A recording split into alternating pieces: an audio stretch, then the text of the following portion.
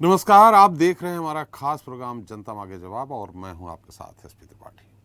जनता मांगे जवाब में आज बात माफी पर महाभारत की, जो सावरकर से शुरू होकर अब मीर जाफर तक आ पहुंची है।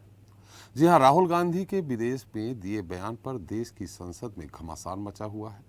पिछले 8 दिनों से संसद की कार्रवाई हंगामे की भेंट चढ़ी हुई है। इसकी बड़ी वजह अडानी पर जेपीसी से जांच, जिस पर विपक्ष अड़ा हुआ है, और लंदन की कैम्ब्रिज यूनिवर्सिटी में राहुल गांधी का वो बयान जिसे सरकार और भाजपा के नेताओं द्वारा देश का अपमान बताया जा रहा है। इस सब मसले पर राजनीति खत्म होने का नाम नहीं ले रही है। भाजपा के नेता राहुल गांधी के साथ ही कांग्रेस पर हमलावर हैं और राहुल गांधी से माफी मांगने की मांग पर अड़े हुए हैं। इसी क्रम में भाजपा के राष्ट्रीय प्रवक्ता संबित पात्रा ने राहुल गांधी को आड़े हाथों लेते हुए उन्हें मीर जाफर करार दे दिया। संबित पात्रा ने कहा कि कांग्रेस सांसद राहुल गांधी भारतीय राजनीति में आज के मीर जाफर हैं। वे भारत के शहजादे हैं जो नवाब बनने के लिए लंदन में बयान देते हैं। उन्हें ब्रिटेन में कई बातों के लिए संसद में माफी मांगनी होगी। संबित पात्रा ने कहा कि ऐसा नहीं है कि राहुल गांधी बिना माफी मांगे निकल जाएंगे, हम उनसे माफी मंगवा कर रहेंगे। संबित पात्रा के इस बयान पर कांग्रेस के नेता पवन खेड़ा ने पलटवार किया। उन्होंने कहा कि शाह और शहंशाह जानते हैं कि राहुल गांधी माफी नहीं मांगेंगे। पवन खेड़ा ने कहा कि भाजपा प्रवक्ताओं की परंपरा रही है कि दिन में व्हाट्सएप रिचार्ज करते हैं और शाम को टीवी पर आकर कचरा बांट देते हैं। इससे पहले रविवार को श्रीनगर में दिए बयान को लेकर दिल्ली पुलिस ने रविवार को राहुल गांधी के घर पहुंचकर पूछताछ की थी। इसके बाद कांग्रेस ने ट्वीट किया था कि सावरकर समझा है क्या, नाम राहुल गांधी है। इस ट्वीट के बाद से ही राजनीति गरमाई हुई है। अब ऐसे में सवाल ये उठता है कि भाजपा राहुल गांधी को माफी मंगवाने पर मजबूर कर पाएगी, जैसा कि वो दावा कर रही है, और दूसरी तरफ क्या विपक्ष अडानी मामले में जेपीसी से जांच कराने में सफल होगी। जनता मांगे जवाब में चर्चा इसी मुद्दे को लेकर करेंगे, माफी पर महाभारत, सावरकर से मीर जाफर तक।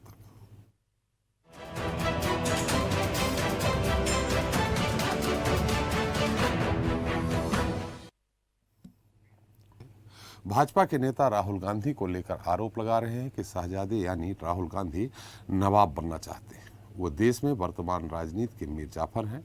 उन्होंने लंदन में जो किया वह साजिश है और इसके लिए राहुल गांधी को देश से माफी तो मांगनी ही पड़ेगी। जबकि कांग्रेस अध्यक्ष मल्लिकार्जुन खड़गे ने कहा है कि राहुल गांधी के माफी मांगने का सवाल ही नहीं उठता है। आपको बता दें कि राहुल गांधी के इस बयान के बाद से ही हड़कंप मचा हुआ है और आगे अलग अलग नेताओं ने क्या कहा, संबित पात्रा ने क्या कहा और पवन खेड़ा ने क्या कहा, हम आपको सुनवा देते हैं। Rahul Gandhi is the present day Mir Jafar of Indian polity. जो उन्होंने लंदन में किया है वो ठीक वही किया है। शहजादा नवाब बनना चाहता है और शहजादे ने ईस्ट इंडिया कंपनी की मदद मांगी है नवाब बनने के लिए कि तुम मुझे नवाब बनाओ, मैं तुम्हें 24 परगना भेंट करूंगा, मैं तुम्हें हिंदुस्तान का एक टुकड़ा भेंट करूंगा। मीर जाफर ने बंगाल में 24 परगना उसने भेंट किया था ईस्ट इंडिया कंपनी को, और उसी 24 परगना के माध्यम से ईस्ट इंडिया कंपनी और अंग्रेजी हुकूमत हिंदुस्तान में प्रवेश करती है। History repeats itself. The present day Mir Jafar of Indian polity Rahul Gandhi has to apologise. Mir Jafar को माफी मांगनी ही पड़ेगी, इसका कोई दूसरा और विकल्प नहीं है।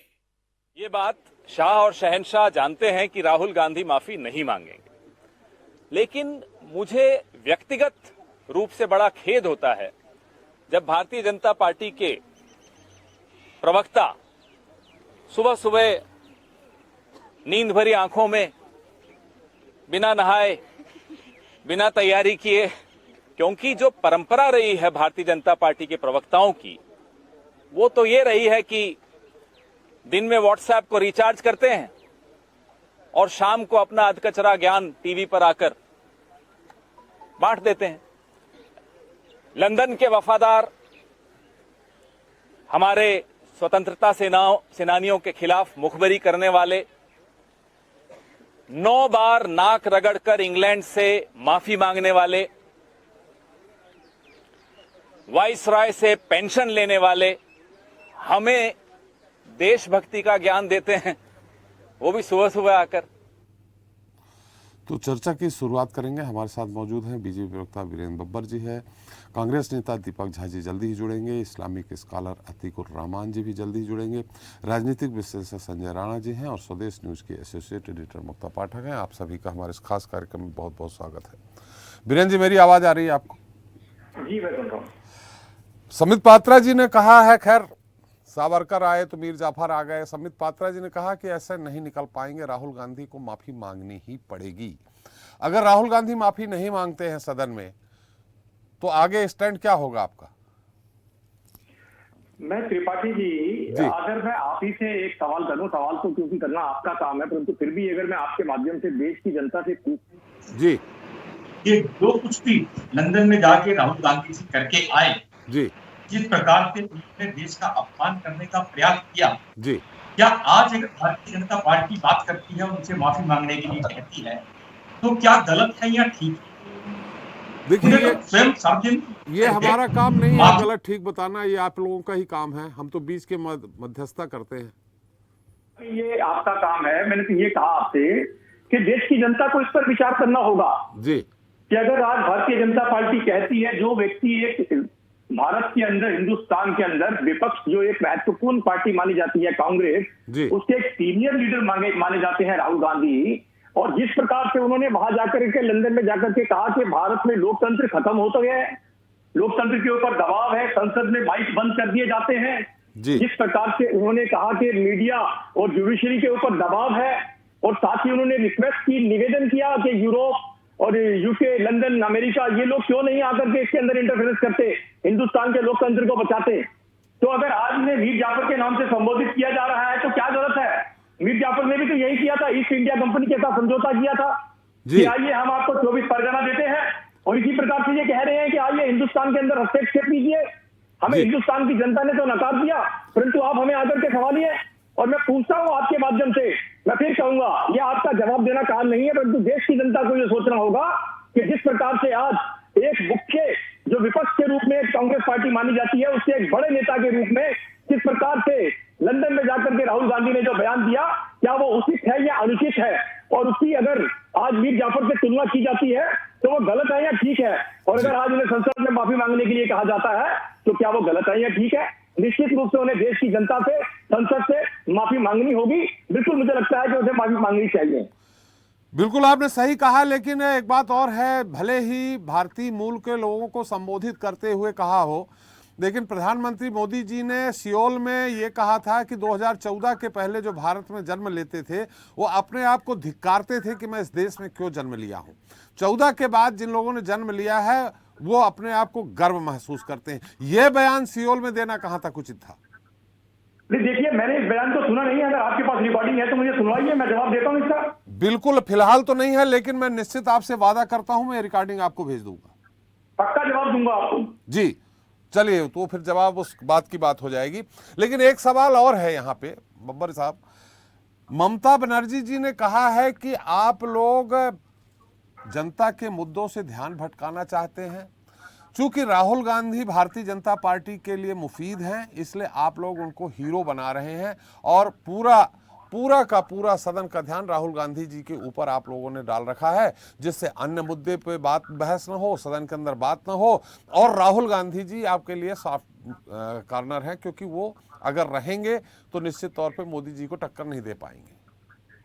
मैं ममता जी का काम आसान कर देता हूं, जो काम हम कर रहे हैं वो ममता जी करना शुरू करते हैं जी। ममता जी ही जवाब दे दे इस बात का कि राहुल गांधी ने लंदन में बैठ करके जो बात कही वो ठीक कही या गलत कही।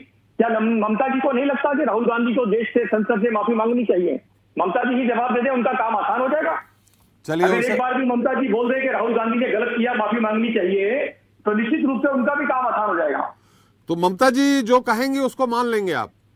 नहीं, हम क्यों मान लेंगे? ममता जी राहुल गांधी से कहे ना, मानना तो राहुल गांधी ने है। चलिए, ममता जी ने तो ये भी कहा कि जेपीसी का गठन हो जाए, जांच हो जाए। तो उससे पहले तो संपूर्ण विपक्ष ये कहता था कि सुप्रीम कोर्ट जो है इसके लिए जांच एजेंसी बनाए, जांच एजेंसी का गठन करे। सुप्रीम कोर्ट ने जांच एजेंसी का गठन कर दिया। पहले आप कहते थे कि सुप्रीम कोर्ट जांच एजेंसी का गठन करे, सुप्रीम कोर्ट ने जांच एजेंसी का गठन कर दिया। अब आप कहते हैं जेपीसी बनाइए, कल जेपीसी बन जाएगी, परसों आप कुछ और कहेंगे। देश कैसे चलेगा? क्या माननीय सुप्रीम कोर्ट के द्वारा जिस जांच एजेंसी का गठन किया गया है उस पर विश्वास नहीं है क्या आपको? विश्वास कीजिए, आप ही की मांग के ऊपर सुप्रीम कोर्ट के द्वारा, माननीय कोर्ट के द्वारा ये जांच कमेटी का गठन किया गया है, इसमें क्या है? जी चलिए दीपक जी, मेरी आवाज आ रही है आपको? जी बिल्कुल आ रही है जी दीपक जी, देखिए आप भी जानते हैं कि विपक्ष का मुख्य हथियार सदन के अंदर होता है। जो भी सवाल जवाब, जो भी पूरे तैयारी होती है, महंगाई मुद्दा हो, बेरोजगारी मुद्दा हो, अन्य मुद्दे हो, अडाड़ी मुद्दा हो, सारे मुद्दे सदन के अंदर सवाल जवाब होते हैं। ऐसी स्थिति में पहली बार, हालांकि ये बहुत कम देखा गया है कि सदन के अंदर सत्ता पक्ष के लोग ही सदन की कार्रवाई नहीं चलने दे रहे हैं। और वो मुद्दा है राहुल जी के लेकर के कि वो माफी मांगे। अगर राहुल जी ने बड़ा दिल करके कह दिया चलिए हमें खेद है, तो सदन की कार्रवाई चलती रहेगी, इसमें दिक्कत कहाँ है? देखिए, यहाँ पे दो तीन बातें हैं क्योंकि भाजपा प्रवक्ता ने बोला, अब आपका भी सवाल आ गया है, जी। मैं एक एक करके क्रम से जवाब दूंगा। जी। भाजपा प्रवक्ता का एक मैं बोलता हूँ कि इन्होंने बोला है कि सुप्रीम कोर्ट ने गठन कर दिया है कमेटी। जी। आवाज नहीं आ रही सर, आवाज नहीं आ रही त्रिपाठी जी। हाँ जी जी जी, बब्बर साहब की आवाज नहीं जा रही, बब्बर साहब को आवाज नहीं इनकी जा आवाज रही नहीं आ रही, इनकी जी। आवाज नहीं आ रही सर। दीपक जी की आवाज नहीं आ रही आपको? जी जी जी जी जी चले, मैं पीसीआर से कहता हूँ उसको ठीक करें। पीसीआर सही कर देंगे। मैं भाजपा प्रवक्ता को याद दिलाना चाहता हूँ कि सुप्रीम कोर्ट न्यायपालिका अलग है, लोकतंत्र के लिए लोकसभा संसद भवन अलग है। जी। लोकसभा के अंदर मांग करना और वहां पे प्रधानमंत्री और सरकार का अड़ियल लुक अपनाना दिखाता है कि किस तरह से अहंकार में मदमस्त है ये सरकार। दूसरी बात मैं कहूंगा कि लोग जब संसद सुप्रीम कोर्ट ने तय कर दिया, इसका मतलब है कि सरकार के गाल पे करारा चाटा मारा है सुप्रीम कोर्ट ने कमेटी बना के। जो काम सरकार को करना चाहिए था जेपीसी बना के लोकसभा के अंदर करना चाहिए था, चुने हुए प्रतिनिधि सवाल कर रहे हैं, कह रहे हैं जेपीसी बनाइए, उसको इन्होंने नहीं किया है। तो जनता को आप ठेंगा दिखा सकते हैं, जनता के प्रतिनिधि को, लेकिन आप सुप्रीम कोर्ट को ठेंगा नहीं दिखा सकते। इसीलिए लोग सुप्रीम कोर्ट में अपने द्वारा जजों को नियुक्त करना चाहते हैं। दूसरी बात मैं आगे आपको कहना चाहता हूँ, नरेंद्र मोदी जी से सवाल करना, प्रधानमंत्री जी से सवाल करना देश का अपमान नहीं होता है। प्रधानमंत्री नरेंद्र मोदी जी ने न जाने कितनी बार देश का अपमान किया है, जब कहते थे हमारे देश में माँ से महंगाई, माँ से मौन, माँ से मनमोहन। अब क्या हो जाता है, मोदी से माँ से मौन, माँ से महंगाई, माँ से मौत भी होती है। देश में जनता की मौत भी हो रही है महंगाई से। छोटे बच्चे दूध पी नहीं पा रहे हैं, दूध 70 रुपए लीटर पहुंच गया है, तो उस पर ये जवाब नहीं देंगे। रही बात, इनको घूम फिर के राहुल गांधी एक सॉफ्ट कॉर्नर मिलता है कि सारा का सारा अपना राहुल गांधी के ऊपर बात करो और राहुल गांधी को इतना डराओ, इतना धमकाओ कि मुख्य मुद्दों से लगे कि आप बाहर निकल चुके हो। आपने इनसे सवाल किया कि नरेंद्र मोदी जी, अरे इनके लिए तो देश आजाद ही 2014 के बाद हुआ है। ये लोग तो मोदी भक्त हैं इतने ज्यादा, लोकसभा में नेता इनके बयान देते हैं, बाहर टीवी चैनलों पे बयान देते हैं कि अभी 2014 में देश आजाद हुआ। तो क्या आप उन शहीदों को, उन शहादत देने वाले स्वतंत्रता सेनानियों का अपमान नहीं करते हैं? कितने बड़े मूर्खता की बात है। भाजपा आज देश में भ्रम जाल फैला रही है। कहते ना, काल नेमि के कारण आवाज जान न जाए निशाचर माया। तो इस दानवीय प्रवृत्ति और निशाचरी प्रवृत्ति भाजपा की इतनी ज्यादा व्याप्त हो चुकी है इस पूरे देश में कि आम आदमी को लगता है कि वाकई में 2014 के पहले यहाँ जन्म लेना बड़ा अपराध था। हम राम के पूर्वज हैं, हम कृष्ण के पूर्वज हैं, हम विवेकानंद के और रामकृष्ण परमहंस के पूर्वज हैं, शंकराचार्य के पूर्वज हैं, जो इस देश में 4 ज्योतिष पीठ, मेरू पीठ, श्रृंगेरी पीठ, शारदा पीठ धर्म की स्थापना किए थे। आज इन्होंने उसको शर्मसार किया कि 2014 से पहले भारत में जन्म लेना अपराध था। तो भाजपा का आप देख रहे हैं कि कितना बड़ा दोहरा चरित्र है, जो बोलते हैं उसी को सच बनाने की कोशिश। मीडिया का एक बड़ा वर्ग है, इनका झूठ फैलाने का तंत्र है, ट्विटर से लेके फेसबुक तक सारा कुछ लग जाता है इनका, इस तक को कैसे झूठ। दीपक जी हमने सवाल कुछ और किया था। हमने सवाल ये किया था कि सदन की कार्रवाई, देखिए एक दिन में, 1 घंटे में 3.5 करोड़ रुपए लगभग खर्च होते हैं सदन की कार्रवाई में, और 1 मिनट में लगभग 3 लाख रुपए खर्च होते हैं। ऐसी स्थिति में अगर सदन की कार्रवाई नहीं चल रही, आप भी समझ रहे हैं कि सारे मुद्दों से सत्ता पक्ष ध्यान हटाना चाहता है विपक्ष का, ऐसी स्थिति में राहुल जी अगर बड़ा दिल करके खेद व्यक्त कर दें तो क्या दिक्कत है, सदन की कार्रवाई चलने लगेगी। इसमें दो चीजें होती है। जैसे एक बच्चा होता है ना छोटा, हर बात पे जिद करता है, या मूर्ख आदमी होता है, हर बात पे जिद करता है कि नहीं मेरे मन की हो। तो जो सरकार है ना, मूर्खों की फौज है, सेनापतियों में इनके मूर्खों की फौज है। अब आप बताइए, नरेंद्र मोदी जी क्या माफी मांगेंगे? ये देश झाड़ू लगाने वाला, अंधविश्वास फैलाने वाले का नरेंद्र मोदी जी ने बयान दिया था कि यहाँ पे भ्रम जाल फैलाया जाता है, अंधविश्वास फैलाया जाता है, उनका है। मदारियों का देश है। नरेंद्र मोदी जी क्या माफी मांगेंगे? नरेंद्र मोदी जी कहते मेरे से गलती हो गई। नरेंद्र मोदी जी के इतने झूठ है, कितना माफी मांगेंगे? लेकिन इन झूठों की फौज के सामने अगर अकेला राहुल गांधी खड़ा है और सच से लड़ाई कर रहा है, तो इनसे तो माफी मांगने से तो बेहतर है ना मर जाए, शहीद हो जाए, जेल चले जाए। तो भैया माफी मांगना ये कायरता की बात है। माफी मांगना सावरकर का काम है। माफी मांगना भाजपा सरकार का काम होना चाहिए। जनता से माफी मांगे। माँ से महंगाई, माँ से मोदी, माँ से मौत। जनता की मौत हो रही है और सो रहे हैं, संसद भवन चलने नहीं दे रहे हैं, क्योंकि राहुल गांधी सवाल करते हैं जनता के मुद्दों को। LIC का पैसा डूब रहा है, जाके अडानी को आप दे रहे हैं। SBI का पैसा डूब रहा है, आप सवाल नहीं करने देंगे। PNB के घोटाला किया हुआ मेहुल चौकसी, गुजराती भाई चला गया, उसको आपने रेड कॉर्नर से हटा दिया। तो कहाँ है सरकार? किससे सवाल करना चाहती है? उस विपक्ष से जो आपसे सवाल करके देखिए आज क्या हो गया है। मैं सवाल कर रहा हूँ, अगर आप इनसे सवाल करेंगे तो शायद हम और आप देशद्रोही की कैटेगरी में आ जाएंगे। तो आज इन्होंने एक नैरेटिव सेट कर दिया है कि मोदी जी से सवाल मत करना। मोदी चलिए जी दीपक जी, भगवान आप है। अपने सवाल कर इनको दीजिए। बताना क्या है? बब्बर जी जवाब देंगे। आप अपना सवाल संक्षेप में बता दीजिए, हम बब्बर जी से उत्तर ले लेंगे संक्षेप में। मेरा जनता से रिलेटेड एक सवाल है कि आपने दूध का कीमत 70 रुपए कर दिया। आपने माँ से महंगाई कहते थे, तेल की कीमत 100 रुपए से 200 रुपए लीटर हो गई। गैस सिलेंडर की कीमत 400 से 1200 पहुंचा दिया। अडानी के शेयर की तरह सारी चीजें महंगी कर दी। आपने कैसे कर दिया इतना बड़ा कमाल? जनता को मूर्ख कैसे बना दिया? जनता के साथ आपने छलबाजी कैसे की? जनता को आपने ठगा कैसे? देश को आप बताइए, आप अगर इतने ईमानदार हैं तो। चलिए हम उत्तर ले लेंगे उनसे। हमारे संजय राणा जी हैं हमारे साथ, राजनीतिक विश्लेषक हैं। राणा साहब, मेरी आवाज आ रही? बिल्कुल आ रही।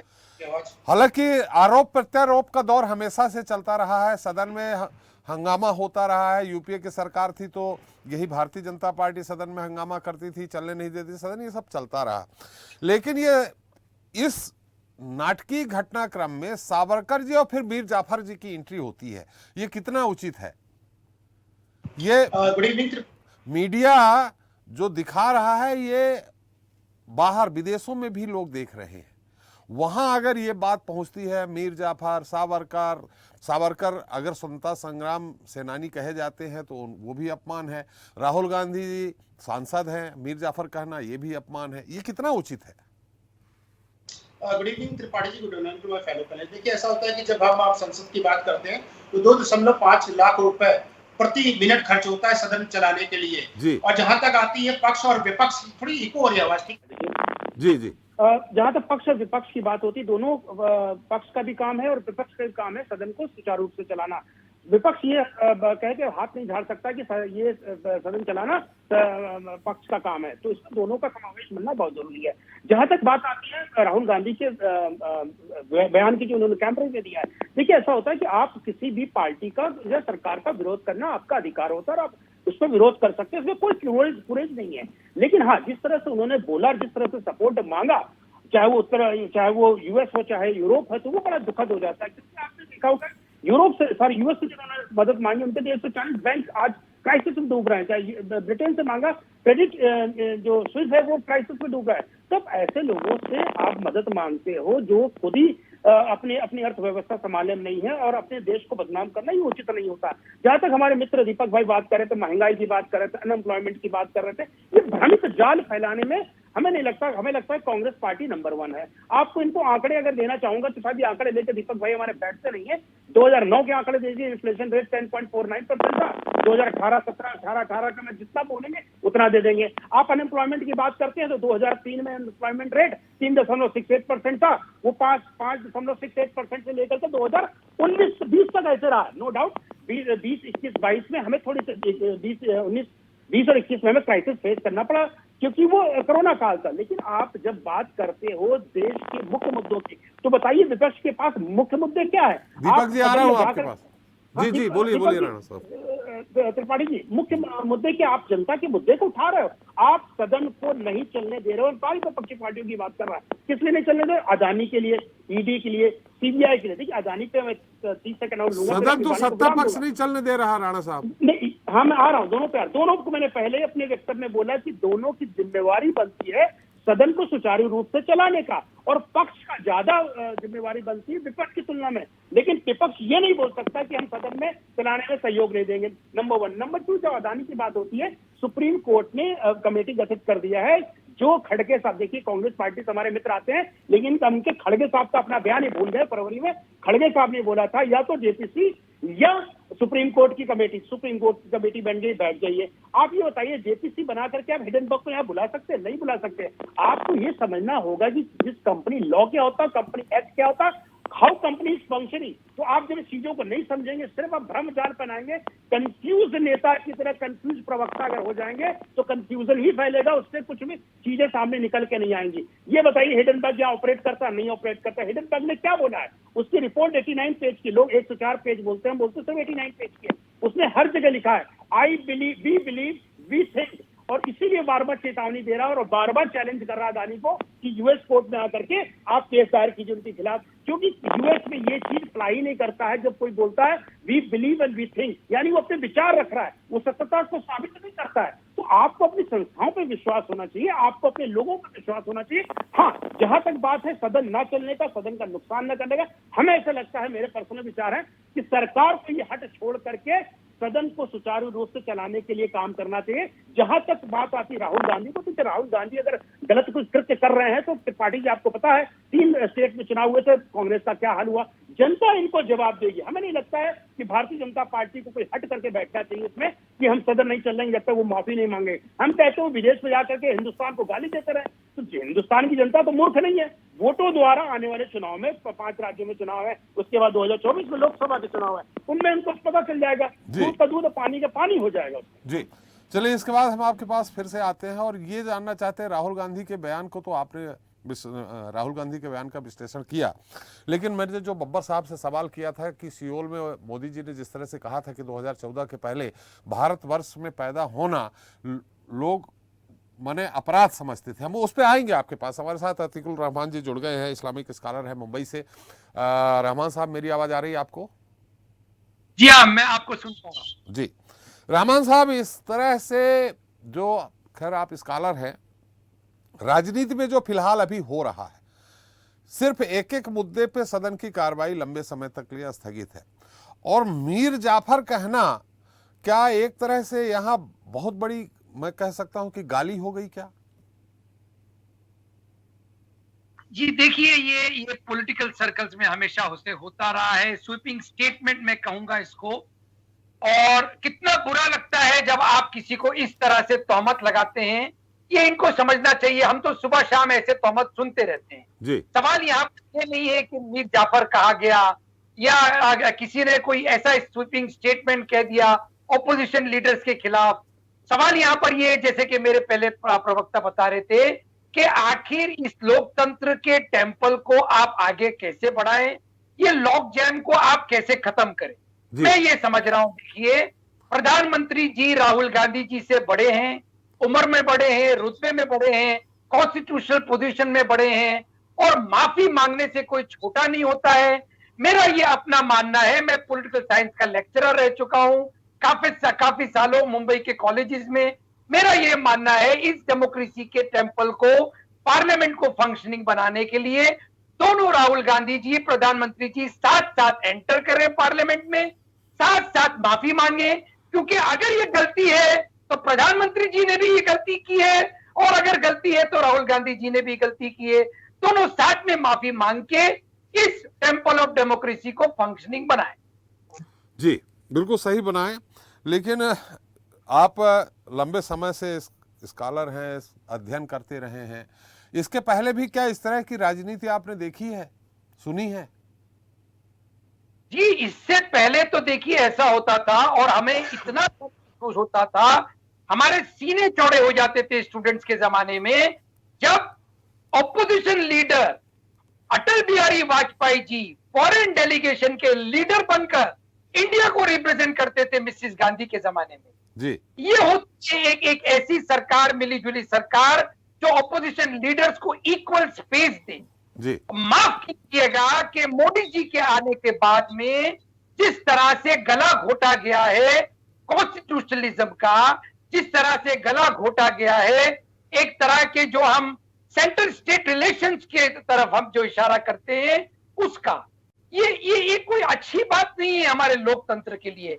हम ये आशा करते हैं जिस तरह से हमारे सुषमा स्वराज जी थी, अरुण जेटली जी थे, वो जमाना हम देखने के लिए तरस रहे हैं जब रूलिंग पार्टी और ओपोजिशन पार्टीज मिलकर जो हमारे प्रेसिंग इश्यूज हैं नेशन के सामने उसको किस तरह से एड्रेस करते हैं। जी यहाँ पर सवाल ये लीडरशिप का और इलेक्शन जीतने का नहीं है, सवाल ये है आप स्टेट्समैनशिप दिखा रहे हैं या नहीं। हर कोई लीडर है अपने घर में, लेकिन स्टेट्समैनशिप इज मिसिंग। जी मुक्ता जी, आज का मुद्दा लिया है माफी पर महाभारत, सावरकर से लेकर मीर जाफर। इस पूरे मुद्दे में आपने हमारे सारे प्रवक्ताओं को सुन लिया। मुस्लिम स्कॉलर हमारे अतीकुर रहमान जी भी हैं, उनको भी सुन लिया। हमारे संजय राणा जी विश्लेषक हैं, उनको भी सुन लिया। अब आपकी क्या राय है इसमें और आपका क्या कथन है? देखिए, सबसे पहले जो ये बात हुई कि जो ग्रेसफुलनेस मिसिंग है वो वाकई में सही है। ये आपने और हमने भी देखा है मध्य प्रदेश में कि अगर हम बात करें, हम लोगों ने लगातार पॉलिटिकल जो है इवेंट्स कवर किए, हम लोगों ने भी देखा एक ग्रेस मेंटेन होता है, चाहे वो रूलिंग पार्टी हो और उनका जो बिहेवियर ऑपोजिशन के प्रति रहता है। तो ये ओवर द इयर्स धीरे धीरे ये कम होता गया, वही आज हम देख रहे हैं। उसी के कारण जो है, ऐसा नहीं है कि संसद पहले नहीं चला। जब यूपीए की सरकार थी तब भी हमने देखा था बीजेपी को लगातार वो प्रोटेस्ट करती थी, सदन नहीं चलने देती थी। उस समय कई बार जो है प्राइस राइज और ये सारे इश्यूज लेकर, लेकिन ऐसा तो हम लोगों ने उस समय भी देखा था। जहाँ तक राहुल गांधी की जो बात है, जिसको लेकर ये जो गतिरोध बना हुआ है, राहुल गांधी का बयान, आप बयान दे सकते हैं, आप जो आपके व्यूज़ हैं आप उसको व्यक्त कर सकते हैं, लेकिन उनका ये कहना कि इसमें जो है बाहर के नेशंस आके जो है वो इंटरफेयर करे, वो डेफिनेटली बहुत ऑब्जेक्शनेबल है। क्योंकि ये आपके इंटरनल आपकी बात है, आपके इंटरनल डेमोक्रेसी, आपके कंट्री की बात है। आपके व्यूज़ अलग हो सकते हैं, अपोजिशन का व्यूज़ हर वक्त अलग होता है एक जो रूलिंग पार्टी होती है उससे।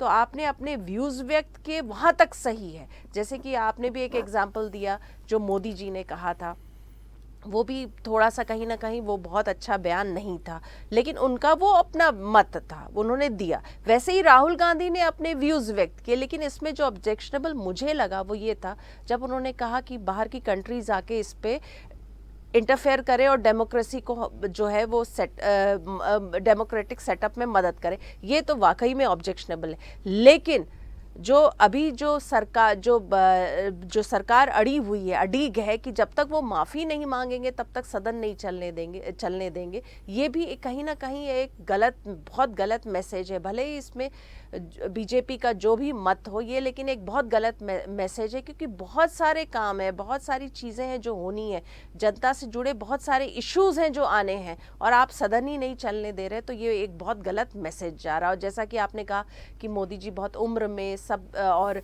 ओहदे में बड़े हैं, उनको बड़ा दिल रख के कहना चाहिए हाँ ठीक है, राहुल गांधी ने गलती की है, वो नहीं माफ़ी मांग रहे, कोई बात नहीं, जनता इसका जवाब दे देगी, इलेक्शंस आने वाले उसमें जवाब दे देगी, हम तो सदन अपना सुचारू रूप से चलने दे रहे हैं। जी तो राणा साहब जब अपनी बात कह रहे थे तो दीपक जी आप उसमें कुछ कहीं आपको ऑब्जेक्शन था, किस बात को लेके? बब्बर साहब आ रहा हूं आपके पास, दीपक जी अपनी बात कह लें। साहब एक क्या ना कहते हैं ना, जिसके सर पे बाल नहीं हो तो एक कंघी बेचने का काम करते हैं, वो लोग हैं जो जुमलेबाज। दूसरी बात मैं कहूंगा कि महंगाई इनको दिख नहीं रही है क्योंकि ये लोग सारा माल खा रहे हैं, पूरा देश का प्रजा। दीपक जी, संजय राणा जी राजनीतिक विश्लेषक है, किसी पार्टी से नहीं है। पता है मेरे को, संजय राणा जी के बारे में अच्छी तरीके से जानता हूँ, राजनीतिक विश्लेषण क्या होता है उसमें मुझे कोई आपत्ति नहीं है, इनके ऊपर मैं कोई आरोप नहीं लगा रहा हूँ। लेकिन इनको महंगाई नहीं दिख रही है क्योंकि 70 रुपए लीटर दूध लेना एक गरीब आदमी के लिए इनको नहीं दिखाई देगा। मैं इनके ऊपर कोई व्यक्तिगत कमेंट नहीं कर रहा हूँ। 200 रुपए लीटर सरसों का तेल लेना गरीब आदमी को इनको नहीं दिखेगा, क्योंकि संजय राणा जी शायद लाते भी नहीं होंगे, कभी जाते भी नहीं होंगे, ये दूध लेने जाएं, किसी फल फूल सब्जी लेने जाएं, बड़े आदमी होंगे। तो दूसरी बात मैं कहूंगा, और महंगाई संसद के जो खर्चा आ रहा है, जो आपने भी कहा और जो मैं भी कहता हूँ कि चिंता का विषय है, वाकई में बहुत चिंता का विषय है, क्योंकि जनता का पैसा है, जनता की कमाई से सांसद पैसा उठाते हैं। तो क्यों न सरकार कदम उठाए कि सांसदों की सैलरी काटे, सांसदों को भत्ता देना बंद करे।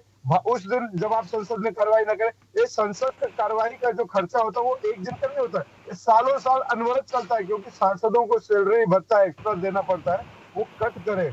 सरकार की जिम्मेदारी है। मोदी जी तो कहते हैं सब्सिडी छोड़ दो भैया, आप आम आदमी हो, आम आदमी सब्सिडी छोड़ देता है। तो मैं मोदी जी से कहूंगा, आप क्यों अपनी सैलरी नहीं कट कर देते भैया? 540 सांसदों की सैलरी क्यों नहीं कट कर देते जब संसद भवन में हंगामा करते हैं? तो क्या इसीलिए हम संसद भवन उनको भत्ता देते हैं कि जाके संसद भवन न चलने दो, भत्ता न खा ले? तो ये सवाल सोचने के लिए कि जो सरकार में बैठे हैं उनकी जिम्मेदारी बनती है कि संसद को कैसे चलाया जाए। क्यों नहीं आप मीटिंग बुलाते, ऑल पार्टी मीटिंग बुलाते और बोलते भैया क्या मतभेद है, क्यों नहीं बात करते? क्यों नरेंद्र मोदी जी राहुल गांधी को टारगेट करते हैं? आज जब राहुल गांधी जी मोदी जी को टारगेट करते हैं, पूरा देश मोदी जी से सवाल करता है महंगाई का, तो आप देश विरोधी और कहते हैं कि देखो महंगाई का दर ये था, महंगाई का दर वो था। और आंकड़े बिल्कुल सही हो सकते हैं संजय राणा जी, लेकिन हाथ फारसी पढ़े लिखे को फारसी, क्या बात वही होती है ना, हाथ कंगन को फारसी क्या, पढ़े लिखे को फारसी क्या। तो आप फारसी मत पढ़ाइए यहाँ पे देश में, सिंपल सी बात है। रास्ते पे आम आदमी का दर्द सुनिए, इनको हिंदू मुसलमान में मत बांटिए, इनको देश में धर्म में मत बांटिए, विकास की बात करिए। हमारा सिर्फ एक ही मकसद है, देश में विकास की बात पे आप चर्चा करिए, संसद भवन चलने दीजिए। तो वो लोग हैं, कायर लोग हैं, सरकार कायरों की है कि संसद भवन में पोल न खुल जाए, महंगाई पे, बेरोजगारी पे, भुखमरी पे चर्चा न हो जाए। 20 लाख लोगों ने पासपोर्ट सरेंडर करके जाके बाहर देशों की नागरिकता ले रहे हैं। ये कौन सा दिन आ गया? अच्छे दिन आ गए क्या? हमारे देश के अमीर लोग, पैसे वाले लोग बाहर जाके शिफ्ट हो रहे हैं। दीपक जी आप भी जिद छोड़ दीजिए ना, जेपीसी की आप भी जिद छोड़ दीजिए। ठीक है, मैं जिद छोड़ देता हूँ, नरेंद्र मोदी जी अपनी जिद छोड़ दें और गरीबों का भला करना शुरू कर दें। चल हिस्ट्री हटा दें नरेंद्र मोदी जी। बीरेन जी, दीपक जी का कहना है कि मुद्दों पे बात करें। उन्होंने आंकड़े भी बहुत सारे गिनाए हैं। इसके पहले मैंने प्रधानमंत्री जी का, मैं एक बार फिर आपसे कह रहा हूँ कि सियोल में प्रधानमंत्री जी का अभी फिलहाल मेरे पास मोबाइल नहीं है, मैं आपको निश्चित तौर पे वो स्पीच भेज दूंगा जो उन्होंने दी है। इसके पहले बीजेपी के प्रवक्ता और भी थे, उन्होंने स्वीकार किया है, उन्होंने कहा है इस बात को कि देखिए उन्होंने भारतीय मूल के लोगों के साथ वो मीटिंग कर रहे थे, उस दौरान कहा है, ना कि विदेशी जो प्रतिनिधि हैं उनके साथ कहा हो और उनसे मदद मांगी हो। ये मुद्दा कहा है। लेकिन फिलहाल जैसा कि कहा, एक मोदी जी की जब से सरकार आई थी तो 2017 तक 4 साल में सांसदों के महंगाई भत्ता, सांसदों की तनख्वाह, इन सब में 19 अरब रुपए खर्च हुए हैं। अब ये हमारी जनता का, आपका तो पक्ष बनता है कि भाई जनता की गाढ़ी कमाई से अगर ये खर्च किए जा रहे हैं तो सदन चलने दें, इसमें देश का अपमान जैसी बात ना माने। और सबसे बड़ी बात ये कि कार्य मंत्रणा समिति की बैठक हर सोमवार को होती है, जिसमें अध्यक्ष जी रहते हैं, उपाध्यक्ष जी रहते हैं, संसदीय कार्य मंत्री रहते हैं और विपक्ष के लीडर ऑफ अपोजिशन रहते हैं। आपने लीडर ऑफ अपोजिशन का उनको संज्ञा नहीं दी, कोई न कोई रहता है। उस कार्य मंत्रणा समिति में जो तय किया जाता है कि हमारी सप्ताह भर ये कार्रवाई होगी, उसको सत्ता पक्ष को उस आधार पे कार्रवाई चलवाना एक उसका धर्म भी है, कर्म भी है। अब ऐसे में कार्य मंत्रणा समिति की बैठक संभवतः कल हुई होगी। निश्चित तौर पे सत्ता पक्ष खुद कार्य मंत्रणा समिति की बैठक के जो मिनट्स बने हैं उसी को फॉलो नहीं कर रहा। मैं बोलूं जी? आप ही से सवाल है। हाँ, अब देखिए मैं बताता हूँ आपको। एक तो दीपक जी के सवाल हो गए, एक हमारे जो स्कॉलर साहब बैठे हैं उनके सवाल हो गए, और एक तीसरे आपके सवाल हो गए जी। मैं तीनों के जवाब देता हूँ सर जी। पहला, जो दीपक जी जिस प्रकार से अभी मुद्दों की बात कर रहे थे, तर्क की बात कर रहे थे, इन्होंने कहा कि सुप्रीम कोर्ट ने कमेटी बनाई और सरकार के मुंह पे तमाचा मारा। हमें वो तमाचा स्वीकार है, हम उस तमाचे का स्वागत करते हैं, उस कमेटी का भी स्वागत करते हैं। जिस प्रकार से आपने अभी शब्दों का इस्तेमाल किया, कायरों की जमात, अनपढ़ों की जमात, और जो भी आपने शब्दों का इस्तेमाल किया, वो आपकी विचारधारा बता रही है, जैसा नेता वैसी प्रजा, वो आप उसके ऊपर चल रहे हैं। तीसरा, आपने भी कहा कि हम राम भक्त हैं, राम हमारे पूर्वज थे, तो कम से कम ये तो मानिए कि जिस पार्टी के नेता राम को काल्पनिक कहते थे, राम सेतु को काल्पनिक कहते थे, कम से कम आज उन्होंने खुद ये माना कि हम राम भक्त हैं और राम हमारे पूर्वज थे। तो ये 3 चीजें तो आज आपकी इस डिबेट पे क्लियर हुई। अभी हमारे जो मुस्लिम स्कॉलर जो कह रहे थे, जिस प्रकार से उन्होंने कहा कि और इन्होंने भी कहा, कांग्रेस के प्रवक्ता ने भी कहा कि लोकतंत्र पर पूरी तरह से दबाव है, लोकतंत्र बंदिश है। तो देखिए, मणिशंकर अय्यर जी पाकिस्तान में जाकर मोदी जी को हटाने के लिए पाकिस्तान की मांगते हैं, पाकिस्तान की मदद मांगते हैं। ये है लोकतंत्र पे बंदिश के कितनी लोकतंत्र पे इतनी बंदिश है कि लोग पाकिस्तान में जाकर के कांग्रेस के बड़े नेता कहते हैं मोदी जी को हटाने के लिए हमारा समर्थन दीजिए। सलमान खुर्शीद जी जो है चाइना में जाकर चाइना को महिमा मंडित करते हैं। राहुल गांधी जो है लंदन में जाकर के कहते हैं हिंदुस्तान में लोकतंत्र खतरे में है, जुडिशियली पर जो है कब्जा है, पूरी तरह से इन्वेस्टिगेशन एजेंसियों को पूरी तरह से दबा रखा है। और आपसे मैं आग्रह करता हूं, यूके वालों, यूएस वालों, अमेरिका वालों, लंदन वालों, आप आओ और हिंदुस्तान की जो डेमोक्रेसी है, हिंदुस्तान का जो लोकतंत्र है, उसे बचाने में हमारी मदद करो। तो ये है दिल्ली के अंदर, देश के अंदर लोकतंत्र पर जो बंदिश की जो बात करते हैं। मैं आपसे ये कहना चाहता हूं, नरेंद्र मोदी जी की तुलना गद्दाफी से करने वाले, सद्दाम हुसैन से करने वाले ये लोग हैं और ये लोकतंत्र की मर्यादा की बात करते हैं। आज जिस विषय को लेकर के डिबेट है, मैं फिर मेरा सवाल वही है कि जो मीर जाफर ने ईस्ट इंडिया कंपनी वालों के साथ नेगोशिएशन किया, उसके बदले में वो नवाब बने, क्या यही संदेश राहुल गांधी ने यूके और इंग्लैंड को जाकर के नहीं दिया, यूएस को जाकर के नहीं दिया कि हिंदुस्तान के अंदर लोकतंत्र खतरे में है, बोलने नहीं दिया जाता, माइक जो है म्यूट कर दिए जाते हैं। और ये उस समय की बात करते हैं, माइक म्यूट कर दिए जाते हैं। आप रिकॉर्ड नहीं कह रहा, ऑन रिकॉर्ड कह रहा हूं, उस समय भी 43 मिनट इन्होंने अपना भाषण दिया था लोकसभा की संसद के अंदर, जो कहते हैं कि माइक म्यूट कर दिए जाते हैं। जेएनयू में जाकर भारत तेरे टुकड़े होंगे कहने वालों का समर्थन करने वाले कहते हैं कि हिंदुस्तान में लोकतंत्र के ऊपर बंदिश है, हिंदुस्तान में आप अपनी बात नहीं रख सकते। जिस प्रकार हरी संसद के अंदर प्रधानमंत्री के कंधे पर हाथ रखकर कहते हैं, दूसरे के लोग अपने सांसदों को आंख मारते हंसते हैं और ये बताते हैं कि हिंदुस्तान के लोकतंत्र के अंदर बंदिश है, कैसी बात करते हैं। और उसके बाद अगर भारतीय जनता पार्टी कहती है कि आपको अपने इन कुकर्मों के लिए माफी मांगनी चाहिए, तो क्या गलत कहती है। अभी मेरे मुस्लिम स्कॉलर भाई आदरणीय कह रहे थे अटल जी को जो है बना करके भेजा था देश का नेता। अरे भाई, विपक्ष में थे तो बना के भेजा। ये वही अटल जी थे जिन्होंने इंदिरा गांधी को जो है दुर्गा का अवतार कहा था। तो ऐसी भावनाएं तो लेकर के आइए। जब अटल जी अगर विपक्ष में रह करके सकारात्मक भूमिका निभाए, तो विपक्ष के बिना तो इस देश के लोकतंत्र की आप कल्पना भी नहीं कर सकते। परंतु क्यों विपक्ष में रह करके आप भूल जाते हैं कि विपक्ष भी सकारात्मक भूमिका निभा सकता है? क्यों विपक्ष में रहकर ये आप भूल जाते हैं कि आपकी भी जिम्मेदारी है? क्यों विपक्ष में रह के आप भूल जाते हैं कि विदेश में जाके दूसरी ताकतों को आप आमंत्रित करते हैं कि आइए हमारे देश के अंदर इंटरफेरेंस कीजिए? क्या ये विपक्ष की पहचान है? अगर ऐसा विपक्ष है तो फिर आप समझिए, माफ कीजिएगा, लोकतंत्र का मजाक ये विपक्ष खुद उड़ा रहा है, हम नहीं उड़ा रहे हैं। और अभी तीसरी बात, मैं आपकी बात को त्रिपाठी जी आगे कहता हूँ। अभी आपने जो स्पेशलिस्ट जो बिठा रखे हैं, जिन्होंने अभी बहन जी हमारी मैडम जो अपनी बात कर रही थी, फिर वही बात आती है। मैं आपकी बात को आगे बढ़ाता हूँ। जिस प्रकार से आपने कहा कि मुझसे पूर्व भाजपा के प्रवक्ताओं ने इस प्रकार से कोई बयान किया, मैं आपसे कहता हूँ, यदि अपने लोगों के बीच में हम बैठ करके बात करते हैं कि जब हम छोटे थे तो हमारे घर में ऐसा होता था, बड़े थे तो ऐसा होता था, आज ऐसा होता है, तो क्या गलत करते हैं? अगर 2014 से पहले जब हम देश की हालात देखते हैं, जिस प्रकार से जो परिस्थितियों का निर्माण 60 साल तक कांग्रेस ने राज करने के बाद इस देश को कहां ला करके खड़ा कर दिया था। और एक मैं वो कहना चाहता हूँ, राहुल गांधी जी को माफी मांगने की आदत पड़ गई। राफेल मुद्दे के अंदर सुप्रीम कोर्ट में लिख करके माफी मांग के आए, कहा हमसे गलती हुई है, हमने चौकीदार चोर कहा, गलत कहा। ये ऑन रिकॉर्ड बोल रहा हूँ, जिम्मेदारी के साथ बोल रहा हूँ। पूरे कांग्रेस के प्रवक्ता हाथ पा रहे हैं, इसे आप चाहे बात चैलेंज कर सकते हैं। पूरी जिम्मेदारी के साथ कहता हूं कि सुप्रीम कोर्ट के अंदर पहले इन्होंने मौखिक रूप से माफी मांगी, तो माननीय न्यायाधीश ने कहा मौखिक रूप से नहीं, जिम्मेदारी के साथ लिख करके एफिडेविट हफ्तनामा जाकर के बाद जमा कराया कि हमसे भूल हो गई, हम तो माफी दे दो। और आज बात करते हैं विपक्ष की भूमिका और पक्ष की भूमिका की। क्या देर लगती है? हमें भी पता है कि लोकसभा के अंदर संसद चलाने में कितना खर्चा आता है। अगर विदेश में जाकर के देश विरोधी बात करके आए हो तो माफी मांगने में शर्मिंदगी क्या थी? अगर गलती करोगे तो माफी मांगने में शर्मिंदगी क्या थी? और अगर गलती करोगे तो माफी मांगनी पड़ेगी।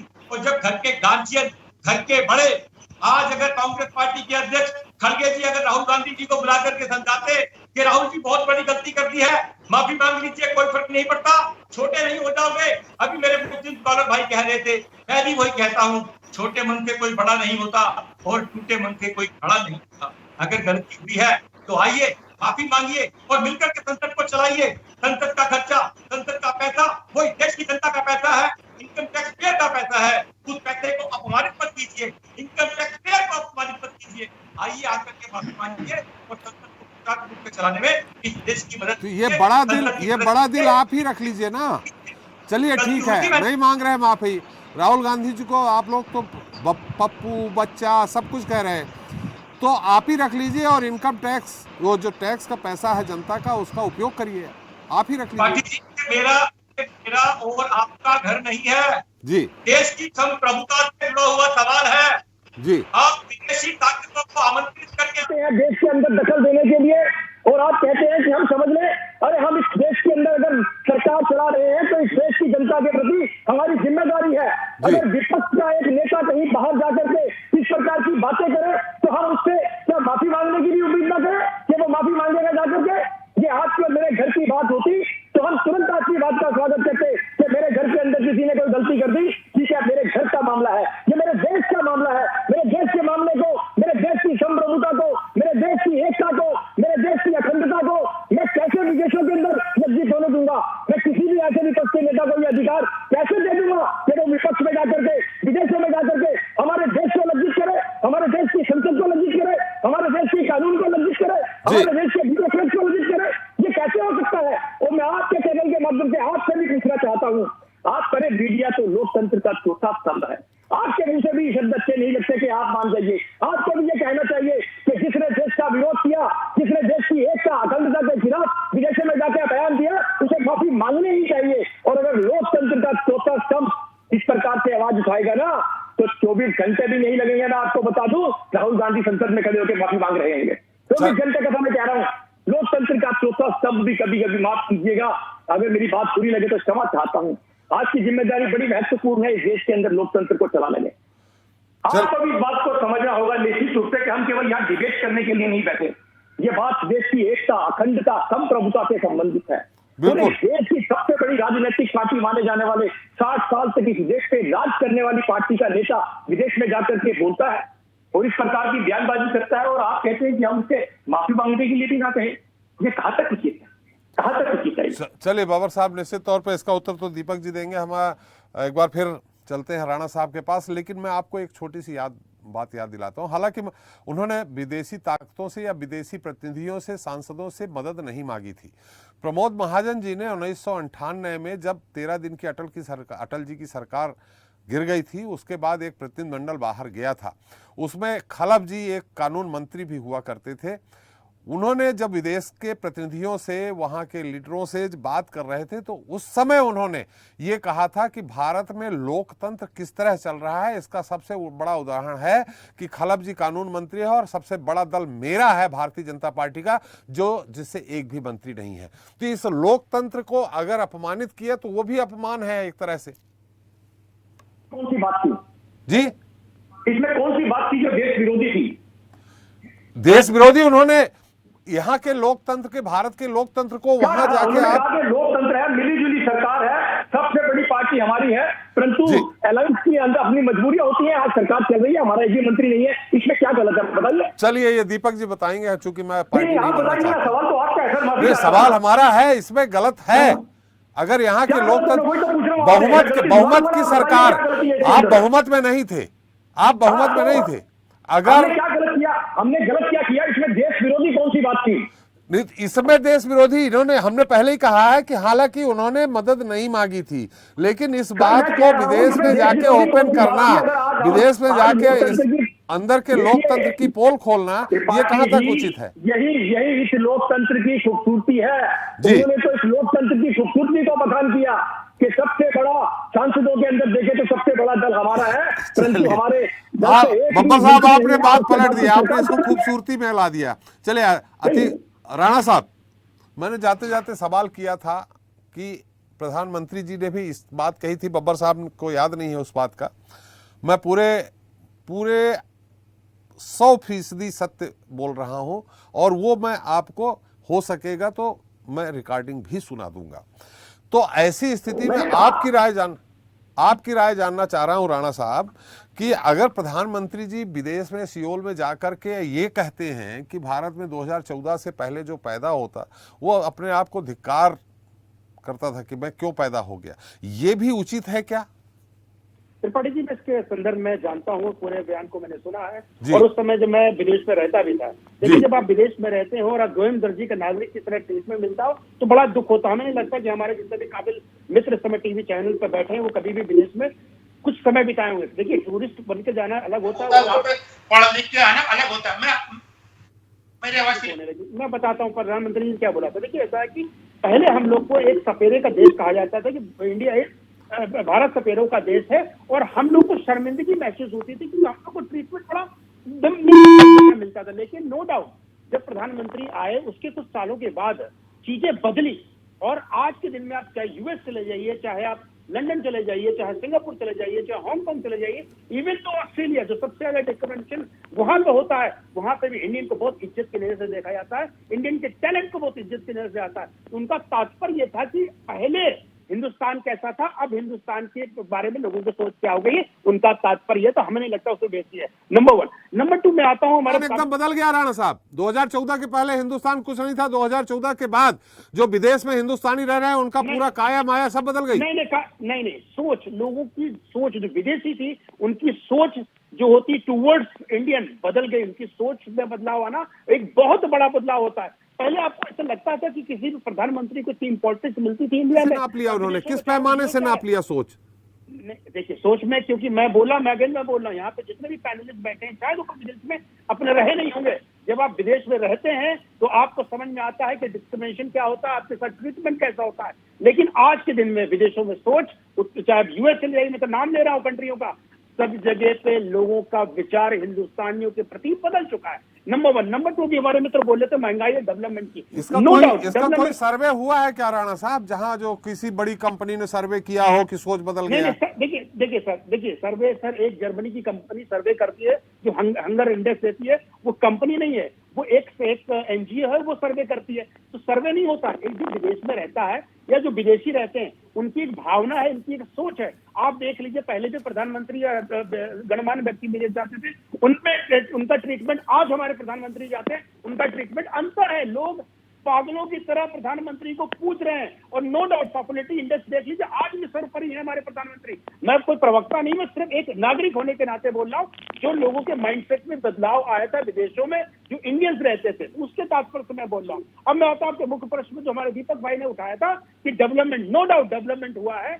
आज के दिन में रूरल इंडिया में आपके 70 साल में 3,81,000 करोड़, 3,81,000 किलोमीटर रोड बनी थी, और 8 साल में 3,48,000 किलोमीटर रोड बन गई। तो डेवलपमेंट तो हो रहा है। आपने गैस का मुद्दा दीपक भाई उठाया था, जाइए पढ़ लीजिए 1 जनवरी 2014 का इकोनॉमिक्स टाइम्स पढ़िएगा, मैं डेट के साथ बता रहा हूँ। उस समय गैस का प्राइस था, नॉन सब्सिडी वाला बोल रहा हूँ, 1,241 रुपए, और आज उठा के देख लीजिए नॉन सब्सिडी वाला गैस का प्राइस कितना है। तो देखिए, महंगाई पर अगर बात करेंगे तो हमें लगता है कि हमें त्रिपाठी से रिक्वेस्ट करना पड़ेगा, जहाँ पे माकड़े लेके बैठे राणा साहब बहुत बहस चली जाएगी। बिल्कुल, इसीलिए बोला मैंने। जब 145 रुपए प्रति डॉलर बैरल, प्रति बैरल, $145 प्रति बैरल जो डीजल पेट्रोल हुआ करता था, क्रूड ऑयल हुआ करता था, तब आपका 65 रुपए 68 रुपए लीटर डीजल पेट्रोल था, जो भी है।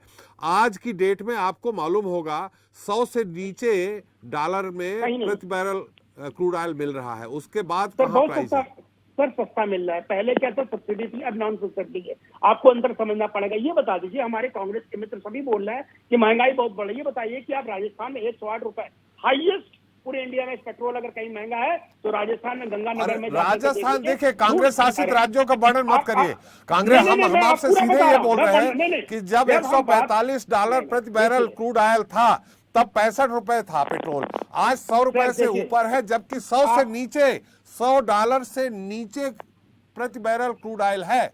आई थिंक आज क्रूड ऑयल आज का रेट जो है सब $40 से $50 के आसपास क्रूड ऑयल है, सिर्फ महंगा नहीं है, नो डाउट आप सही बोल रहे हैं। लेकिन पहले जो पेट्रोल प्राइस था 50 रुपए भी हुआ करता था, 65 रुपए भी हुआ था, बिल्कुल सही बोल रहे हैं। लेकिन वो जो पेट्रोल प्राइस है, डीजल प्राइस है, वो सब्सिडी के बाद किया जाता था। आज के दिन में वो सारी सब्सिडी हटा दी गई है। जो सब्सिडी हट जाएगी तो प्राइस में डिफरेंस आ रहा है। मैं तो सबको बोलता हूँ कि सारे जो विपक्षी पार्टी है एक मंच पे बैठ जाए, जीएसटी में सारे लोग काउंसिल में बैठते हैं, सारे डिस्कशन होते हैं, क्यों नहीं प्रस्ताव लाते हैं कि सारे लोग, सारे विपक्षी, देखिए भारतीय जनता पार्टी कितने स्टेट में शासन कर रही है, 17 से 18 स्टेट में तो हमारे विपक्षी पार्टियां शासन कर रही हैं। तो सारी पार्टियां आकर के बोले कि हमें क्रूड ऑयल पेट्रोल और डीजल को जीएसटी मिलाना है, अगर जीएसटी मिला देंगे तो ऑटोमेटिक हो जाएगा। लेकिन पहले भारतीय जनता पार्टी शासित प्रदेश और उनके समर्थन में चल रही जो सरकारें हैं वो पहले अगर ये जीएसटी काउंसिल में ये वो कर दे, प्रस्ताव ला दे तो हो जाएगा।